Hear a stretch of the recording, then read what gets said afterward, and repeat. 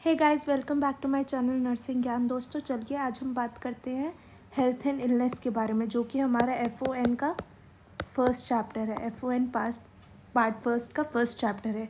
ठीक है, बहुत ही जल्दी में शॉर्ट फॉर्म में हम पूरा चैप्टर कवर कर लेंगे, कुछ सिलेबस के अकॉर्डिंग चलेंगे। ठीक है, जैसे कि आप जानते हैं ये सिलेबस है। सिलेबस के अंदर है, पहले हमारा टॉपिक 1 होगा concept of health, definitions by WHO and dimensions of health. फिर हमारा आएगा मैस्लोज हायरार्की ऑफ नीड्स, फिर हेल्थ इन इलनेस कॉन्टिन्यूम, फिर factors influencing health, causes and risk factor for developing illness, illness के टाइप्स और illness behaviour के बारे में हम पढ़ाई करेंगे, और उसके बाद impact of illness on patient and family. ठीक है, बहुत ही छोटा चैप्टर है, चलिए इसको फटाफट से ख़त्म करते हैं। पहला है concept of health. Concept of health क्या है, चलिए बताइए। कॉन्सेप्ट कौन कौन से कॉन्सेप्ट है हेल्थ के, पहले तो ये जानिए। बायोमेडिकल कॉन्सेप्ट,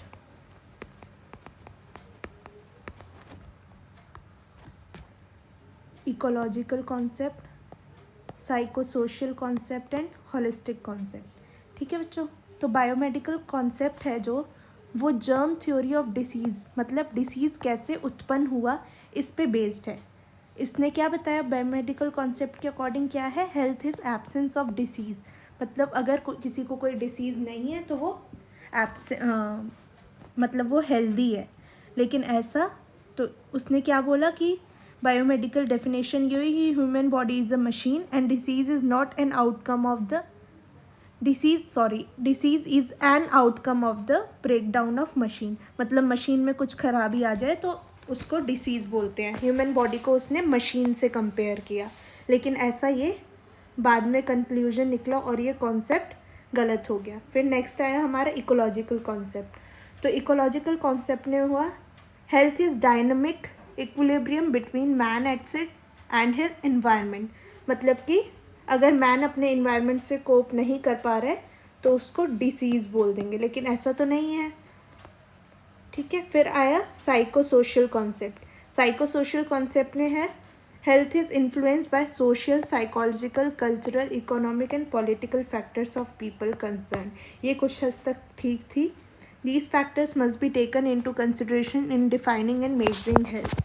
ठीक है, हेल्थ की मेजरमेंट के लिए ये सोशल, साइकोलॉजिकल, कल्चरल, इकोनॉमिक और पॉलिटिकल फैक्टर्स आते हैं।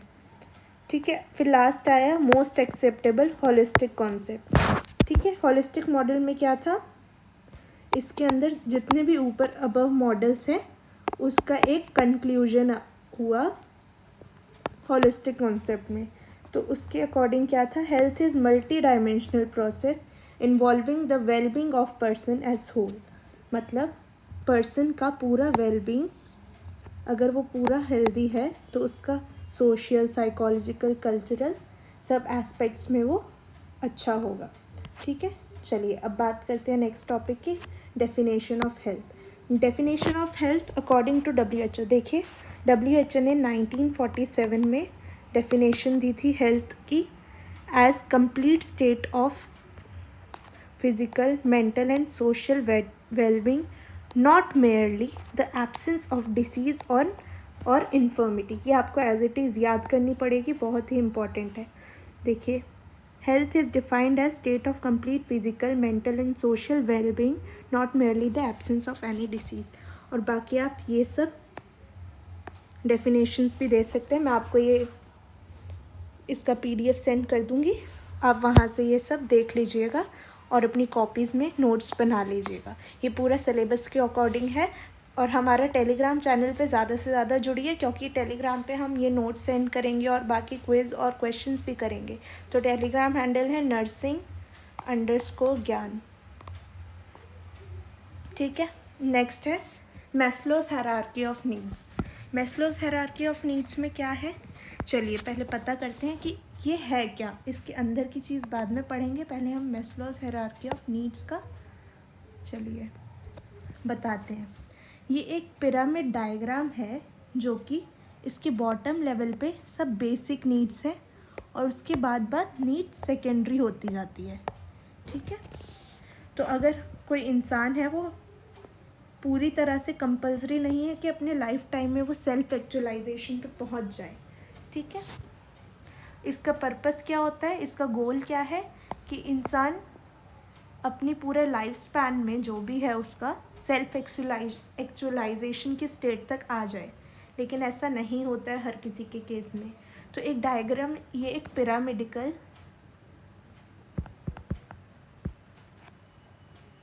डायग्राम है जो कि बेसिक नीड्स को दर्शाता है। जैसे कि इसके stage 1, stage 2, stage 3, stage 4, stage 5। तो इसके 5 टीयर्स है। तो स्टेज 1 पे मतलब जो मोस्ट बेसिक नीड है, रोटी कपड़ा और मकान, जैसा कि आप सब जानते हैं। तो इसके अंदर ये सब आते हैं। तो जब इंसान को रोटी कपड़ा मकान मिल जाएगा तो वो नेक्स्ट अपनी सेफ्टी और सिक्योरिटी नीड्स पे जाएगा। वो की फ़िज़िकल सेफ्टी भी हो सकती है कि उसको कोई मारे ना, बाकी security of body, security of employment, security of family and health, property की सिक्योरिटी, अपने मोरल वैल्यूज़ की सिक्योरिटी। तो साइकोलॉजिकल सेफ्टी में वो आ जाएगा। फिर जब सिक्योर हो जाते हैं इंसान तो क्या चाहता है कि वो शादी वगैरह करे और अपना इन्वायरमेंट बनाए। तो लव एंड बिलोंगिंगनेस, तो ये 3rd टीयर में आ जाता है। फ्रेंडशिप, लव, फैमिली, रिलेशनशिप, ठीक है। जब फैमिली भी हो जाती है तो उसके बाद उसको क्या चाहिए रहता है कि सेल्फ इस्टीम, मतलब कॉन्फिडेंस उसको चाहिए रहता है कि वो कुछ करे और दूसरों से रिस्पेक्ट ले, ठीक है। तो ये सेल्फ इस्टीम में आएगा कि वो दूसरों से रिस्पेक्ट ले, वो अपना काम वो अच्छे से करे, उसको कॉन्फिडेंस रहे, उसको अचीवमेंट्स मिले, ठीक है। फिर लास्ट स्टेज है सेल्फ एक्चुअलाइजेशन। तो सेल्फ एक्चुअलाइजेशन क्या होता है, एक पर्सन का motivation to reach his maximum potential. मतलब जो एक इंसान चाहता है, मान लीजिए कि मैं आज हम चाह रहे हैं कि घर खरीदें। तो अगर मेरा ये लाइफ का मोटिवेशन है कि मेरे को अपना घर खरीदना है, तो फिर लास्ट में क्या होगा मेरे अंदर, वो मैं उसी तरह से काम करूँगी, अपनी बेसिक नीड्स पहले फुलफ़िल करूँगी, फिर एक जॉब पाऊँगी, फिर ऐसा सब होगा। तो लास्ट में क्या है कि मेरे अंदर क्या पोटेंशियल है और क्या मैंने अचीव किया। तो ये आपकी सेल्फ एक्चुअलाइजेशन में आ जाएगा, ठीक है। तो हमारा मैस्लोज़ हायरार्की ऑफ नीड्स यही है। आप इसका थ्योरी अपनी बुक से पढ़ सकते हैं और नोट्स के लिए आप बताइए, मैं आपको और मटेरियल प्रोवाइड कर दूंगी, जैसे आप नोट्स आंसर में कॉपी में लिखना है, ठीक है। फिर हमारा आता है हेल्थ इलनेस कॉन्टिनम। तो ये हेल्थ इलनेस कॉन्टिनम क्या है, ये एक पर्सन की हेल्थ को, कि वो हेल्थ के कौन से स्टेज पे है, तो ये उसको कॉन्सेप्चुअलाइज करने का एक तरीका है, ठीक है। तो इसके अंदर क्या होते हैं, 2 एंड होते हैं। एक एंड पे आता है हेल्दी पर्सन और दूसरे एंड पे आता है प्रीमेच्योर डेथ, ठीक है। इसके 2 एंड्स हैं और हम इसको अचीव करने के अलग अलग तरीके होते हैं, ठीक है। चलिए, हेल्थ इलनेस कॉन्टिनम क्या है, a way to conceptualize person's level of health, ठीक है। This model views health as constantly changing state.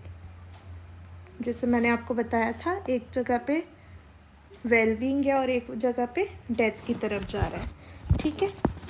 तो 2 एरोज़ हैं जो कि इंक्रीजिंग लेवल ऑफ हेल्थ और डिक्रीजिंग लेवल ऑफ हेल्थ पे हैं। एक ये न्यूट्रल पॉइंट है आपका, जैसे कि अवेयरनेस, एजुकेशन और ग्रोथ, ये 3 अगर क्वालिटीज़ हैं तो पर्सन वेलबींग की तरफ जाएगा। और अगर साइन है, सिम्टम्स है और डिसेबिलिटी है तो पर्सन प्रीमेच्योर डेथ की तरफ जाएगा, ठीक है। अवेयरनेस मतलब उसको अपने इन्वायरमेंट में क्या करना चाहिए, क्या नहीं करना चाहिए।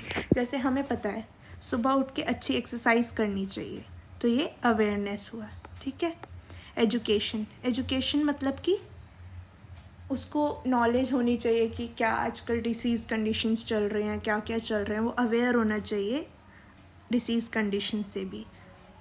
और ग्रोथ, वो अपने करियर में कैसे ग्रोथ कर रहा है, मेंटली कैसे कर रहा है, फिज़िकली कैसे कर रहा है, स्पिरिचुअली कैसे कर रहा है, ठीक है। देखते हैं कैसे हम अचीव कर सकते हैं एक healthy wellbeing. Awareness. Person should be aware towards his health status and does not neglect any warning signs in illness. Indulgence is physical activity to prevent any disease. ऐसे बताया starting the physical workout. फिर education. People should be educated about the general health issues of day-to-day life. हमें पता होना चाहिए. Growth. It includes overall growth such as intellectual, mental, spiritual and physical. अब next आता है डिसेबिलिटी तक। तो कैसे अगर कोई इंसान है तो सबसे पहले क्या होगा, उसको साइन एंड सिम्टम्स आएंगे, फिर वो अगर उसको हेल्दी नहीं है तो वो उसको इग्नोर भी कर सकता है, तो वो डिसेबिलिटी की तरफ जाएगा, ठीक है, और फिर अल्टीमेटली प्रीमेच्योर डेथ हो जाएगी। तो जैसे कि साइन क्या होता है, एक ऑब्जेक्टिव मार्कर होता है। ऑब्जेक्टिव मतलब जो एक फिजिशियन या हेल्थ केयर वर्कर ही रूल कर सकता है। तो ऑब्जेक्टिव मार्कर मतलब कोई सामने वाला देख के बताएगा। और सिम्टम्स जो पर्सन को खुद से फील होते हैं, जैसे कि बैक पेन हो रहा है, फीवर हो रहा है, फीवर भी एक सिम्टम है, ठीक है। और नेक्स्ट है डिसेबिलिटी। तो बॉडी और माइंड जब आपस में इंटरेक्ट नहीं कर पाते तो उसको डिसेबिलिटी होता है। तो ये 3 स्टेप से पर्सन प्रीमेच्योर डेथ की ओर जाता है, ठीक है। तो हमारे ये टॉपिक्स हो गए हैं। अब नेक्स्ट टॉपिक की तरफ बढ़ते हैं, फैक्टर्स इन्फ्लुएंसिंग हेल्थ। तो फैक्टर्स कौन कौन से हेल्थ को इन्फ्लुएंस कर सकते हैं। Economic and social status. देखिए इकोनॉमिक एंड सोशल स्टेटस मतलब जो पुअर होगा वो अपना हेल्थ अच्छे से मेंटेन नहीं कर पाएगा। एक तो वो इतना अवेयर नहीं होगा, और दूसरी चीज़ उसके बाद इसने रिसोर्सेज नहीं होंगे कि वो अपना रेगुलर बॉडी चेकअप कराए या कुछ ऐसे कराए। Next education. जो इलिटरेट होगा उसको अपने हेल्थ की इतनी नॉलेज नहीं होगी, अल्टीमेटली वो लैक ऑफ एजुकेशन जो भी है वो आपका हेल्थ डिग्रेडेशन में आएगा। Next physical environment.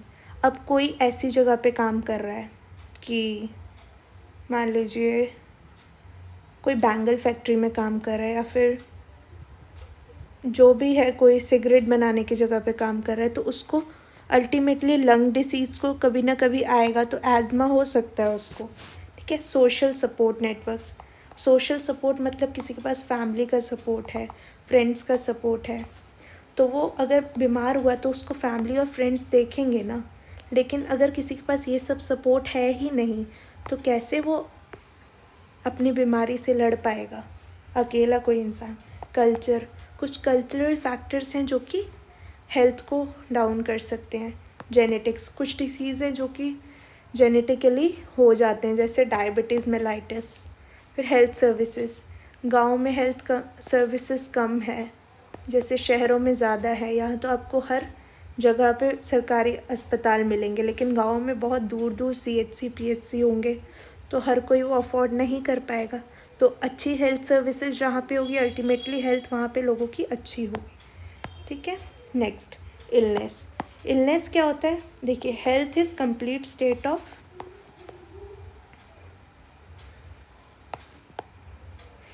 Of wellbeing, not presence of any disease.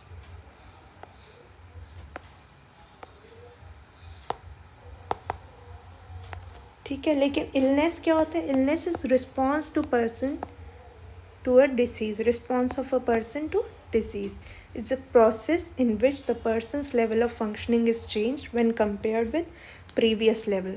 मतलब जैसे वो हेल्दी था लेकिन उसके हिसाब से उसकी बॉडी माल फंक्शन कर रही है, तो और वो इलनेस की तरफ जा रहा है। तो कोई डिसीज़ होता है तो वो इल हो जाता है पर्सन, ठीक है। तो टाइप्स ऑफ इलनेस 2 तरह के होते हैं, एक्यूट इलनेस और क्रॉनिक इलनेस। एक्यूट इलनेस होता है जो कि rapid onset of symptom and last only relatively short time.